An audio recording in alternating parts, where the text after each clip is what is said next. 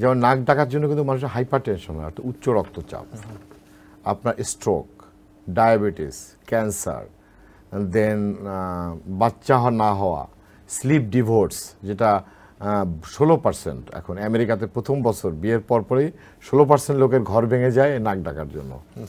দেন road traffic accident, airline accident, এবং আপনি জানেন সেই বিখ্যাত 7 মাইলস এবং ফুকুশিমা যে জাপানে যে অ্যাক্সিডেন্ট হয়েছিল অ্যাটমিক সাইটে, সেটাও কিন্তু হয়েছিল এই ইয়ের জন্য, ঘুমের মধ্যে ঘুমায় পড়ছিল মেশিনের উপরে।